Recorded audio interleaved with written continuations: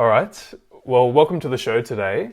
My guest today is David Wood. He's a former consulting actuary to Fortune 100 companies, including Sony Music, Chanel, and Exxon. David left his cushy Park Avenue job 20 years ago to build the world's largest coaching business, and today is serving an audience of 150,000 coaches in 12 countries around the globe. David believes that the tough conversations we avoid are our doorways to confidence, success, and love. He coaches high-performing entrepreneurs, executives, and teams, and now prison inmates, to create amazing results and deep connection, one tough conversation at a time. I wanted to bring David on the show to find out how he made the transition from his Park Avenue job to building his coaching business, how he helps his clients specifically, and why he thinks tough conversations are the key to our success. So David, welcome to the show. Thank you, James. Happy to be here, and I like the topics so far. Awesome. Yeah, I'm keen to dive into them. But before we dive into, I guess, the tough conversation side of thing, I'd love to get a bit of a sense of your background and your story. So maybe if you could just tell us how you ended up as a consulting actuary in New York and why you decided to leave that in pursuit of your coaching business. Sure. Well, I was good at math.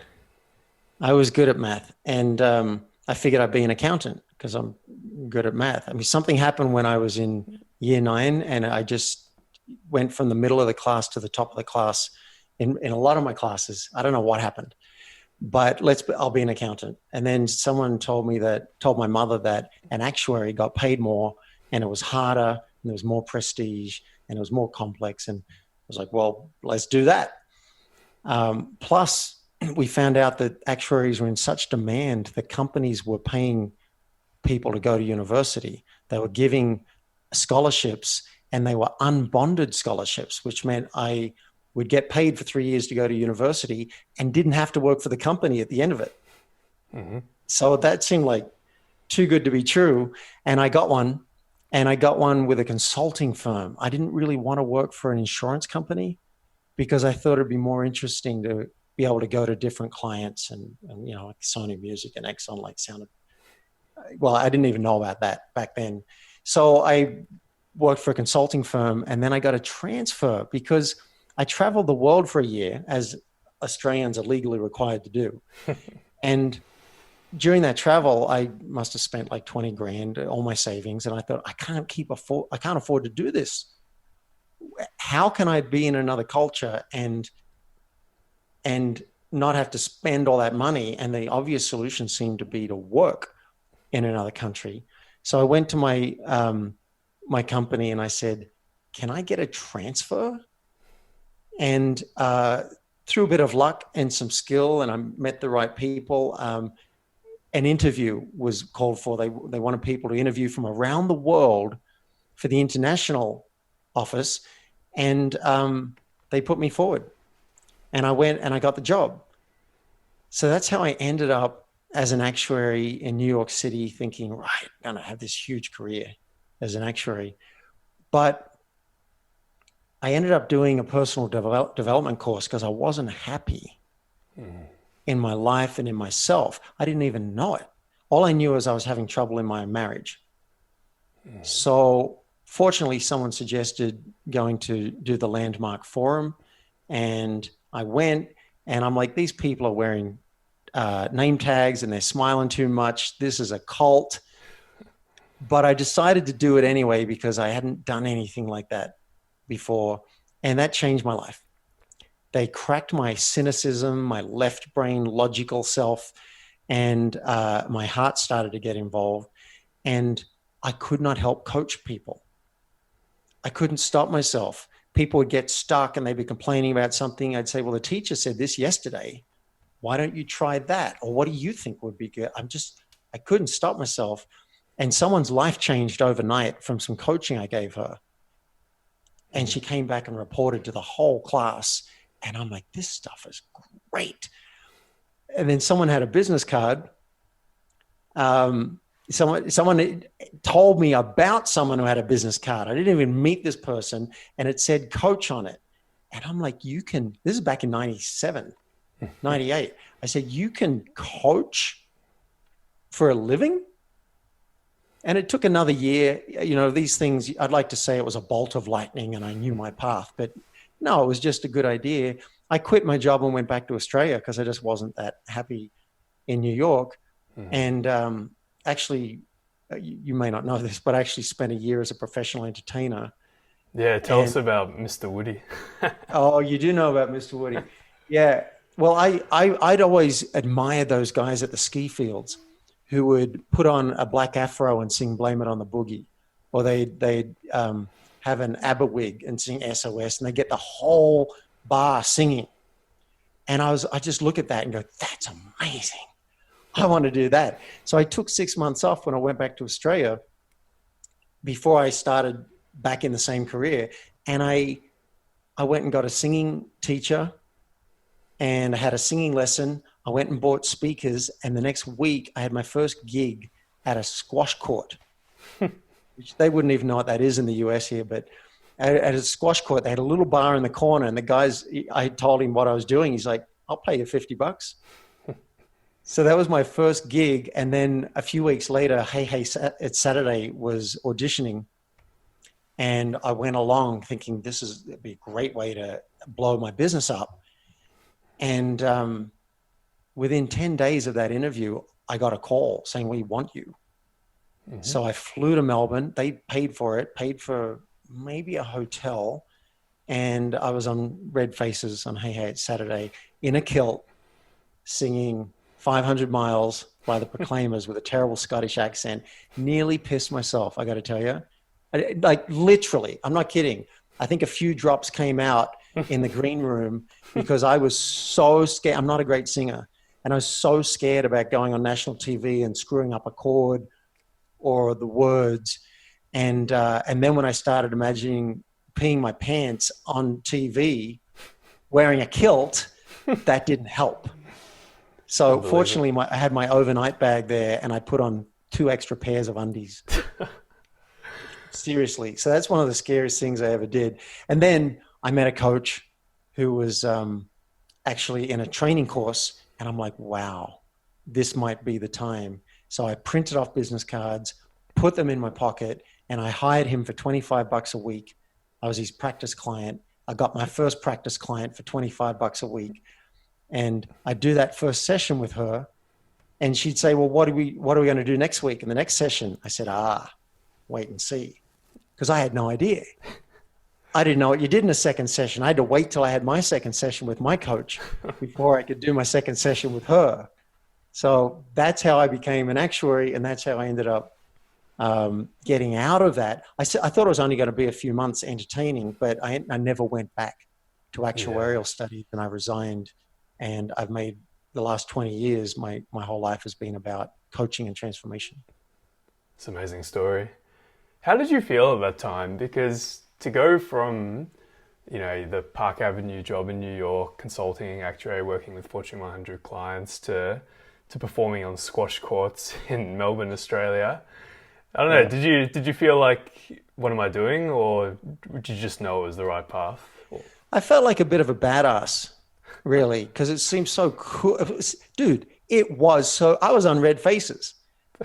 And one of my favorite gigs was being on a small cruise ship going around Sydney Harbour, and I've got the wireless mic and wireless guitar strap, and I'm like on the deck of this boat going under the harbour bridge singing Buddy Holly songs. It was epic. I also got paid to be on a bachelorette boat called Wild Boys Afloat, where they get 10 different bachelorette parties, spinster parties. I don't know what you call them in Australia. Yeah. Hens nights, right? Yeah. 10 of them. There'd be 5 male strippers and me. So I loved that I was going for it. My parents, I think, were a bit more worried. But even they were a little bit proud that I was doing all this stuff, and it wasn't permanent. Mm-hmm. I could always go. I hadn't resigned yet from the Actuarial Society. So I thought, I'll just do this for a while, see if I can make it big, which I didn't. And And then I started coaching. I was getting coaching income and doing some consulting on the side to make some money as an actuary. And then the day came when I just resigned. I had enough money coming in. So if I'd said, all right, I'm quitting actuarial studies and I'm just going to be an entertainer, I'm going to be a coach, that would have been a hero move. I didn't do that. It was like, I'll take 6 months off. And then it became a year. And then it became a year and a half. And then within 3 years, I was actually making six figures as a coach. And so it was scary, but not too scary to say, I'm resigning. I don't want to keep up the continuing credits you have to do to stay qualified as a lawyer or a doctor, or continuing education. Like, I don't want to spend 40 hours a year to call myself an actuary. So I never ever regretted letting that go. Although I sweat 8 years of blood and tears to qualify. It was, it was a big moment. That's awesome. And I think it's a good point as well. You can always, for the most part, go back to what you're doing. So why not take a risk? Yeah, I tell my clients, like, I coach a lot of people in transition. Some people come to me because they want to get out of their job, they want to start a business, or there's some kind of transition. And I'm not like, don't risk the whole farm and your kids' education on something unproven. Work on the weekends to set up your thing. And then when it's going well enough, get a part-time job or negotiate with your work to work 3 hours at the job. Do some kind of transition. It just seems like a no-brainer to me. You don't have to go. You don't have to be crazy about it. Yeah, absolutely. It's good advice. There's not usually a need to just burn the bridges and go all in initially. Just work towards transitioning to that over time. Yeah, I love that. I respect it if someone does it. Makes a good story. But I'm also people might not know what an actuary is. Most people don't. It's risk management. We manage risk and uncertainty. So I'm like, don't take on a huge amount of risk if you don't have to. Let's do the safer version of it. I get it. That's cool. So I was wondering if you could share maybe a few challenges that you've been through, because, I mean, it's amazing what you're doing today with your coaching business. You know, you're helping 150,000 coaches. You've built this up over the past 20 years. It all sounds great and seamless, but I understand you've been through a few challenges yourself in your life. So I was wondering I think it's valuable for the audience, maybe if you could just share a bit of some of the things you might have gone through and overcome for context. Yeah, I'll share the darker side of things I've overcome and things that I haven't overcome. When I was 18, I started having trouble sleeping. I couldn't sleep, like, at all. And then after a few nights of that, the days were scary to me. I started like shaking a little bit during the day, and that was terrifying to me because it's like I can't control my body. How do you fight an enemy that's within? And I didn't know why it was happening at the time, but the doctor gave me some medication. I couldn't sleep in the college. I had to move out of the college. And I kind of got through that phase of my life. And what I discovered later, because sometimes things happen to us, we don't know why they're happening or what's causing it. I discovered that I had a complicated grief reaction. So back when I was 7 years old, my sister was killed by the school bus. And I was there. I'm 7 years old, I'm with her, and I watched it happen. Wow. Now, I didn't think that was a big deal because we just didn't talk about it. She's gone. 2 years later, my brother was born. And it sucked, but not really. I didn't really know how to deal with it or what I was feeling. I cried once. I really cried once. So I thought, no big deal. But later on in life, I find that I'm having relationship issues. I met my first love at university, and she tells me she loves me, and I seize up inside. And I thought, well, I must be sick of her. So I'd break up, and then I'd miss her. So I'd get back together, and then I couldn't handle it. So I'd be like, it must be over. I'd break up 8 times. Wow. I did this to this poor woman. So finally I go to a psychiatrist and I say, help me. And he's the one that pointed out, he said, I got a hypothesis. I don't think you grieved for your sister's death. And I think you are a sensitive person, even though you think you're not. I think you are, and this is why you're having trouble. And if it didn't happen now, it would happen when you had kids. So I went through a few years of therapy with him. I learned how to cry. I learned how to feel my heart. I learned how to talk to my parents about what had happened. And I thought, all right, well, I'm good now. Yeah, it didn't quite work out like that. I went back to that woman that I'd broken up with 8 times, and I had her come with me to the doctors. And it was like he wrote me a note and said, this is what's happened. I think I can help him. So she ended up marrying me.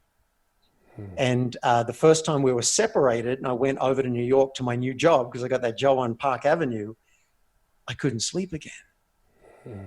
And I didn't know what it was again, but it turns out, separation anxiety. I've got this abandonment stuff.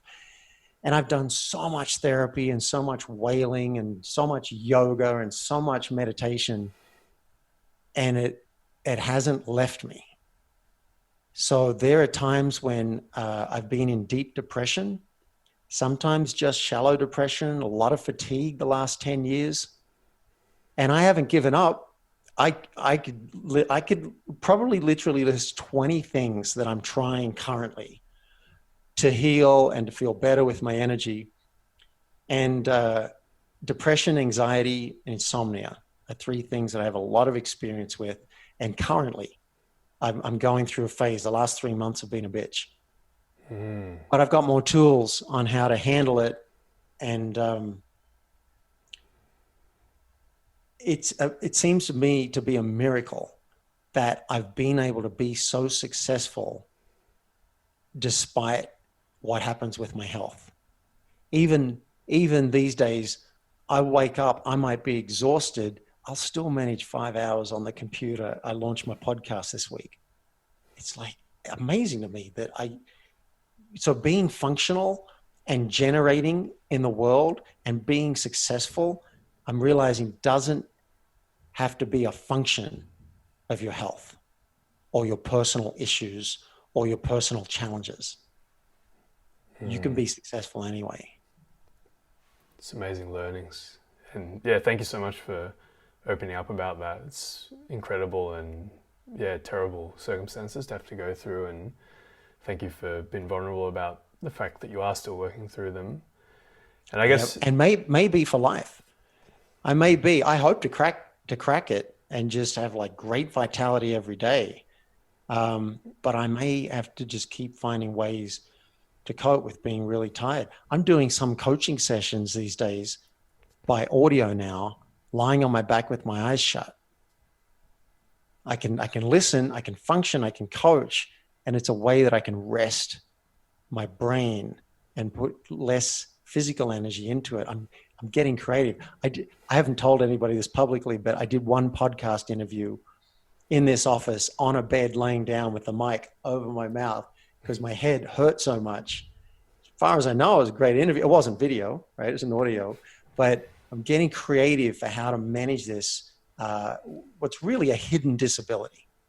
Yeah, that's crazy.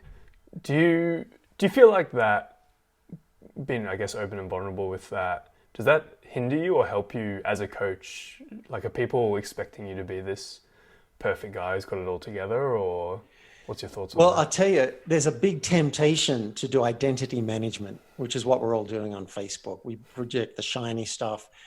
And there is a risk. Like I tell my friends, I try and be as transparent as possible because I want this for the world. It's part of my mission that we're honest about who we are. And there's a risk. Like one guy was like, yeah, if I refer you to a company, are you going to be able to show up? It's a fair question. As it happens, it seems I still can show up for my clients. I'm able to do it, but there might come a time when I need to take a month off. So there's a risk that people might think, oh, yeah, I won't go with that guy because he's got something going on. I mean, we've all got something going on. We just don't tell people about it. Yeah. But the flip side is I've had people come to work with me because I do understand. because I know what it's like to have a real health issue or some kind of limitation, and I can hold space for that. I know what it's like to be awake in the night and to almost be going crazy that you can't sleep, and I know the way out. So, and some people are just like, I want to work with someone who's honest and knows himself. So I think I think for sure I will lose business by telling the truth, but that's probably the business I should lose. Yeah, I totally get that, and it makes total sense. So, I mean, already that's a bit of a tough conversation. This conversation we're having, or a truthful conversation, which is what you're all about. And I'd love to dive a little bit deeper into that topic area. So, I guess you are an evangelist for tough conversations, and I'd love to just get your thoughts on why you think they are so important for us to have. They're a doorway, and it links directly to what we just talked about because it's tough to reveal yourself to the world. It's tough to say to the world, hey, I have depression when there's a taboo on that, or I have anxiety, I have health issues. I'm a coach. I should know about health because I've been studying personal growth and development for 20 years and I don't have control over my body. It's tough to say that. But I want people, there are four benefits that I've identified of tough conversations, and I'm still looking. One's the obvious external result. If you want a raise, you need to often go through a tough conversation to get that raise. If you want that girl at the bar to go out with you, or that guy, you might have to have a tough conversation to go and be vulnerable and ask them. You gotta have a tough conversation with your kid about sex. Like there's the external result is the obvious reason to have it. But the second thing is I want everyone to feel self-expressed. And then in brackets, I want everyone to like themselves more. Every time I have a tough conversation, even if I don't get the result I want, I feel better about myself. I'm like, yes, I did that. I didn't play small. Like when I was at school and I wouldn't stand up to the bullies or I wouldn't ask those girls out. I didn't like myself for that. So I want everyone to have agency, to be cause in the matter and to be able to speak up and be self-expressed. And I believe that will lead, it has in my experience, to people liking and loving themselves more. It's a self-esteem issue. And then the third reason is connection. When we have a tough conversation with someone, we'll usually, and maybe not in the first round, maybe it'll take a second round or a third round, but usually we'll end up more connected, even if we don't agree. I just coached a client right before this call who's someone's threatening to sue her. And so she's considering a tough conversation. And she said, I guess I could listen to him rant and whatever. And I said, you could, or you could listen to him to get his world.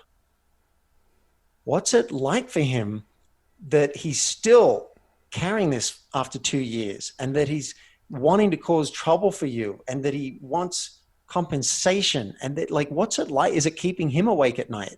You could just get his world without having to agree. And you might be like, hey, I'm sorry, that really sucks. It frustrates me too. And I don't feel responsible, so I'm not going to pay you for it. Is there something else I can do?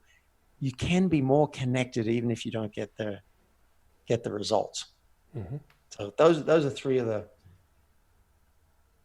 big four of why I think tough conversations are so critical. They're our doorway. The tough conversations we haven't had form the boundaries of our world, the boundaries of our reality. Literally, that guy's a jerk. He would never do that. When we do have a tough conversation, we literally reshape our own reality. He's not the jerk I thought. That is possible. I can go to Japan on that project. I can get a transfer overseas. My partner will forgive me for cheating on her. Like our reality can shift, but you won't know unless you're willing to be vulnerable and to risk and step into that zone. Yeah, it makes total sense to me. And is there an example of I guess to give context to the audience, a really tough conversation you've had that you've seen something really good come from it. Maybe it's around sharing with your clients some of your challenges or something else. Yeah. Oh my goodness. Well, look, that cheating example wasn't hypothetical. When I was 18, I cheated on my first girlfriend, the poor woman who had to go through all the breakups, and then I cheat on her. Um, that was a very tough conversation. How embarrassing, humiliating. She broke up with me, but the benefit that came out of that is I got integrity. I got to be come clean about it. I didn't have to carry that around for the next 30 years. And I gave her the respect of choosing. She chose to break up with me. And then I had to look at what would have to be different. And I felt so bad in cheating on her that I tell you this, this is a bold statement, but in the last 33 years since then, I haven't cheated on one partner, even a kiss to my knowledge. And I've had a naked woman in front of me begging me to have sex with her. That's not a joke. People might be like, how did that happen? How do you find yourself in that situation? Well, that's another story for another episode. That's the Sydney Hens Party boat, yeah? Yeah. Yeah. But I've had integrity since that day because it felt so bad. So that's one thing I got. And then she got, in a weird way, she got to be able to trust me because she saw how upset I was, and she got to see that I would come clean. She didn't have to worry for the rest of our relationship, is David holding something back from me? Because I never did. Yeah. So that's one example. Another one, I felt very embarrassed about whenever I go past the college, the place where I stopped sleeping. Whenever I go past it, this is 15 years later, I drive past it and I'd feel bad because I stole the college sign back when I was a teenager, right? And I'd see the college sign, I'd drive past and be like, that wasn't right. It seemed like fun at the time. It was fun at the time, but I stole it not once, but twice. And I felt bad about it. And I was just like, this integrity thing, because I'd done a lot of training in integrity. I'm like, I want to like myself more. So it took months to work up the courage, but I called up the principal, who I didn't even know.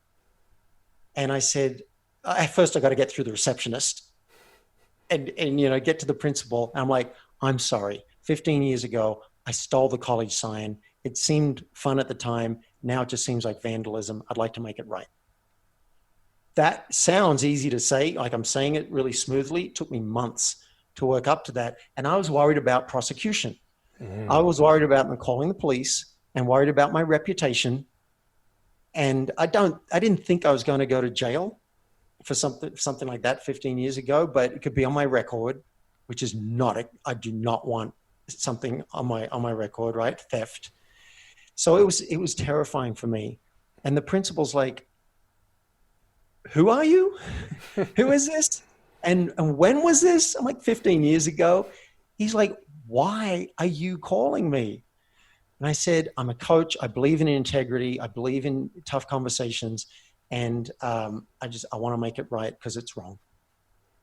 And the good thing that came out of that was, can you guess the first one? Tell me. Sense of integrity, right? I don't have to carry that around anymore. I get to make something right in the world. But the other thing is, I sent some money for the sign. He said, your timing's good because we just lost another of the damn things. So I paid for the new college sign, which felt good. And then I get this invitation to the opening of the new wing of the college. Wow. Now you've got to understand, this is a big deal for me because I'd been banned from that college for 15 years. I used to smoke pot. I'd go up on the roof. I mean, I said to the principal, but everyone does that. She says, yeah, but you're likely to lead it. I said, all right, you got me. So I wasn't allowed back around the college. And then here's this guy inviting me personally, written invitation to the opening of the new wing. I go to the opening of the new wing, and the Prime Minister of Australia, it just so happens that this is his district. He's responsible for this district. So the Prime Minister of Australia is there to open the wing. Now, I'm not going to get to meet the Prime Minister because there are 300 people lined up to meet the Prime Minister. I'm like, I don't need it like that. But I happen to be standing next to an alumni from the college who's an old friend who's now the media assistant to the Prime Minister. And the Prime Minister interrupts the line and comes over to this guy and says, take all this shit for me, will you? And the principal sees him standing, the Prime Minister over here standing near me, and comes over and says, Prime Minister, can I introduce you to a couple of our alumni? And makes the introduction happen.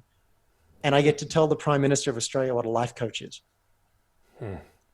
So don't expect you're going to meet the Prime Minister of Australia from having a tough conversation. But there have been some, I'd say 9 times out of 10, at least there's a positive outcome. At minimum, integrity and or connection, but often there's some kind of a result.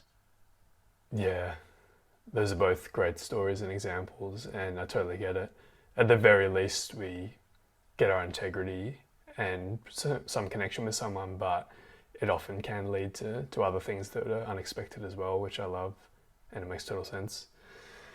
So you work with a wide range of people, everything from CEOs to entrepreneurs to prison inmates now. And I was just curious, is there any big difference between, say, working with a CEO and a prison inmate in terms of the tough conversations they need to have? I mean, obviously the content of the conversations is, I'm assuming, going to be quite different, but is the general principle the same at all these different levels?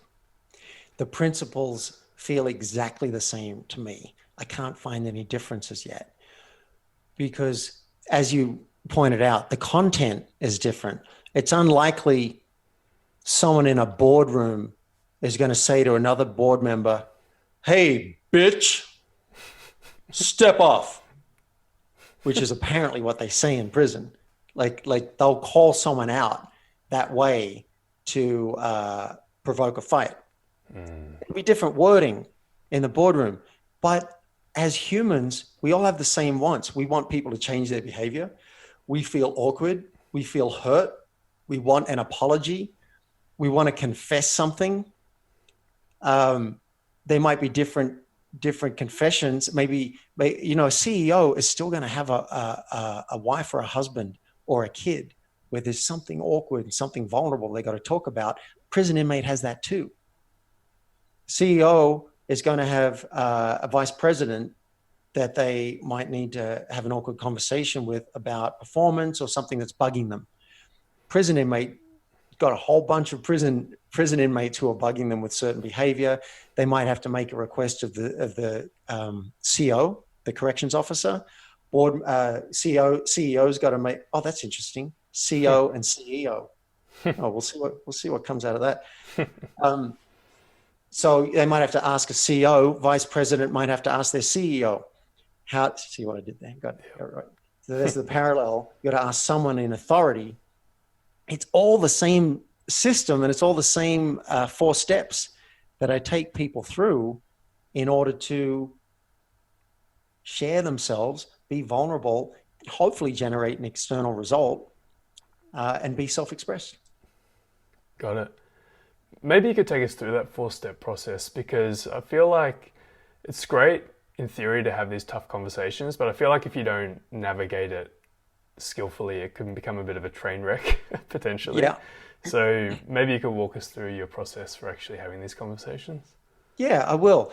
Do you have one in, you don't have to, I'm putting you on the spot, but is there a conversation you've been avoiding or one that you would find tough and might do if you're a little braver? If you want, we can use that as an example. And if you don't, I've got one that I recently used with a client that we can use. Let's go with a theoretical. Yeah, all right. And if you think of one, let me know. See, this is part of the problem with tough conversations. People aren't walking around saying, I've got 6 tough conversations. Can you help me with them? They're walking around going, that guy's a jerk. They're walking around going, my boss is never going to change. They're walking around saying, my neighborhood sucks.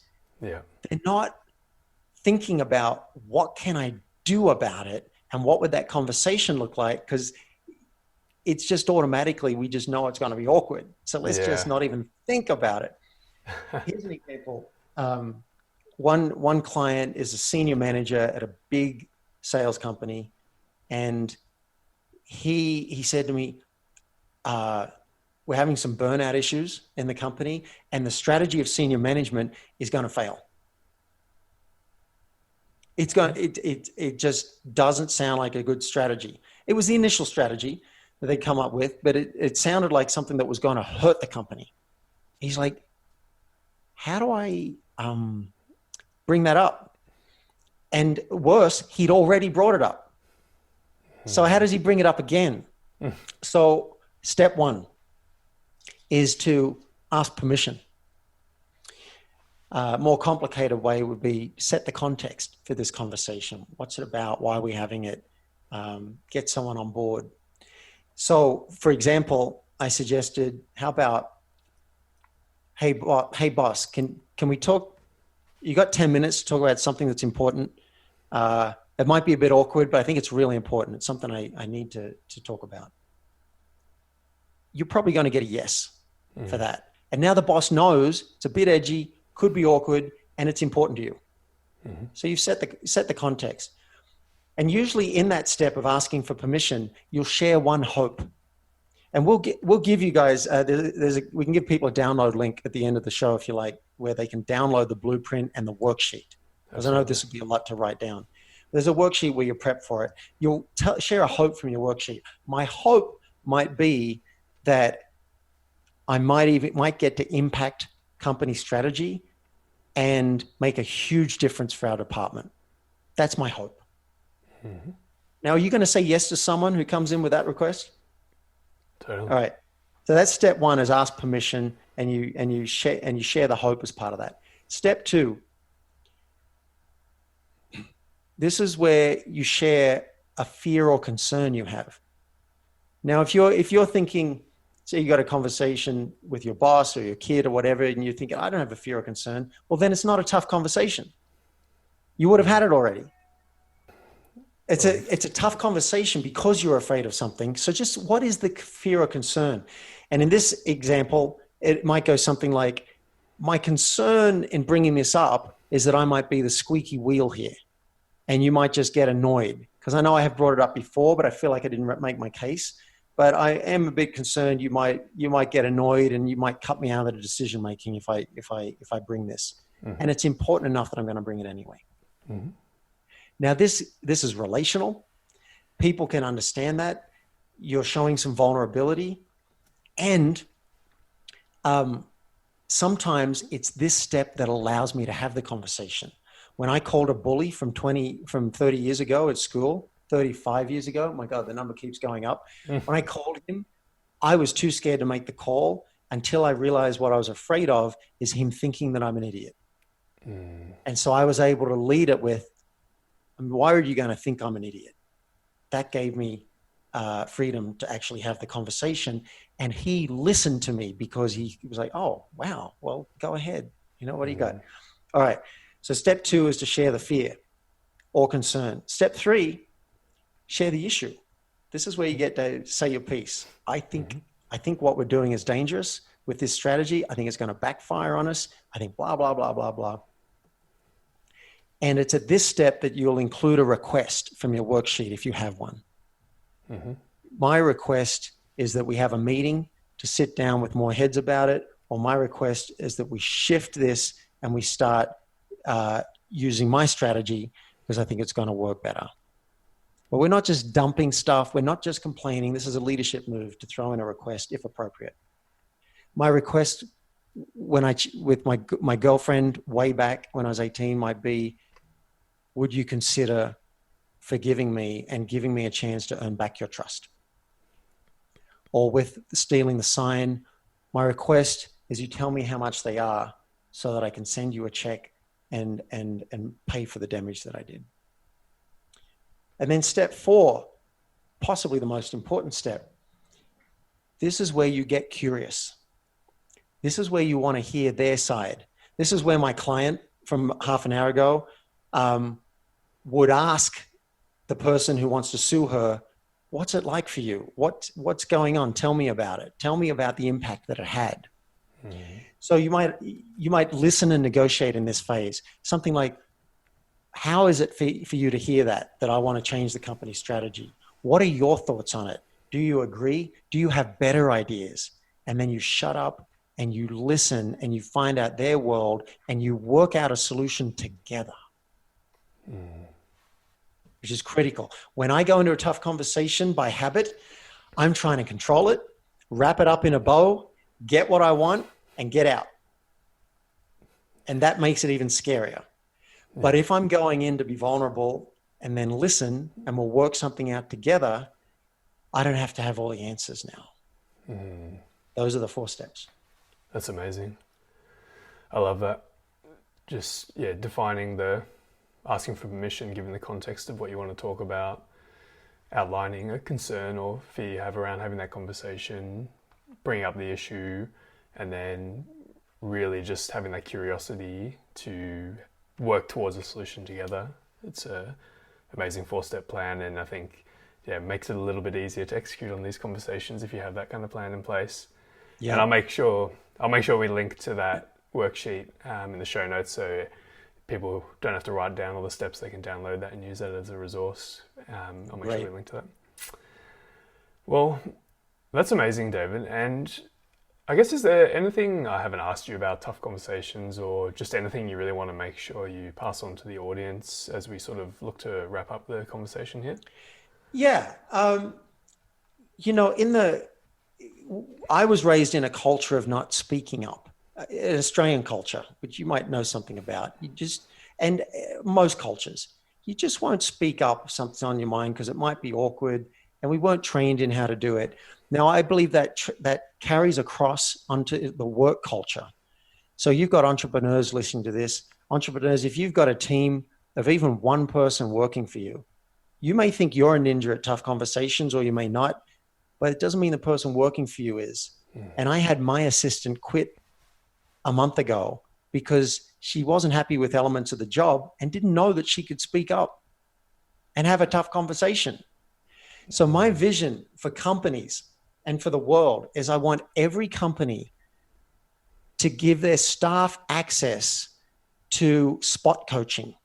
Whenever they have a conversation they're not sure how to have, or a problem with someone and they're not sure what the conversation would be, they can reach out to a coach as soon as same day, book it, role play it, go back out there and be a leader in their own life. So that's my vision. And if anyone's listening and thinking my company might be really into that, I'd love to hear from you. If you just go to playforreal.life and you can click on the just-in-time coaching and set up a call with me, I'd love to talk to you about that. I'm very passionate about that. I could role play tough conversations all day. I love that. And can I point out, by role playing, I'm not going to put you on the spot and have you come up with the perfect way to do it. We're going to switch it. I'll be on the spot and I will have that tough conversation with you. You be your boss or your kid or whoever it is, and you give me as hard a time as you want. You'll see how someone else will do it and could approach it, and we'll record it. And it's incredible. People go, I hadn't even thought of that. Or there was such dignity there. You just held your ground. You didn't even push back. It's really fun. Yeah, it's always good it's literally putting yourself in the other person's shoes and saying all the things you think they'll say, and then being able to see someone actually role play that back to you. There's a lot of value in that. So I love the sound of that on the spot coaching. And I'll make sure we link that up, playforreal.life. And is there other good channels to connect with you if people want to find out more about you and what you're up to? Channels, yes. And also a couple of other options. I just launched I'm very proud to be the father of a baby podcast called Tough Conversations with David Wood. So at the same link, playforreal.life, you can subscribe if you'd like to join me as well as James. And also the way I find the right clients to work with is to do a discovery session with them. And I don't charge for that if you qualify. So if you want to see if you qualify for that, you can click on request a session. The other channels, I'm just getting into Instagram _play for real, Twitter _play for real. These are, I'm feeling my age now because I used to be at the forefront of internet marketing. I was #1 on Google for life coaching. And now I'm like, Snapchat, what the hell is that? And Pinterest. Instagram, and it's harder and harder to keep up. But you're going to see a lot come out over the next 6 to 12 months on my social media channels, because I'm interviewing like Jack Canfield, Byron Katie, and I'm doing rants like this. So there'll be a lot coming out on tough conversations and how to up-level your integrity in life. That's awesome.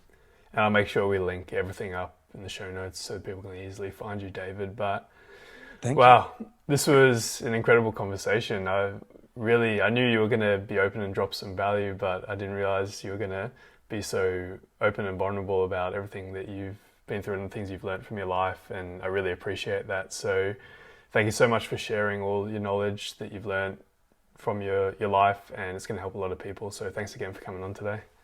You're welcome. Thanks for having me, James. Hey everyone, thank you so much for listening to this interview with David. Hope you got a lot of value from it. If you did and you use Apple Podcasts, could you please leave me a rating and a review? That really helps me out more than you know. And even if you don't use Apple Podcasts, you can still help me. Just take a screenshot of you listening to this episode, post it to Instagram stories and tag me in that. You can also tag David, who's linked up in the show notes. And if you can do one of those two things, it would really, really help me out and it would mean the world. Hope you have a great day.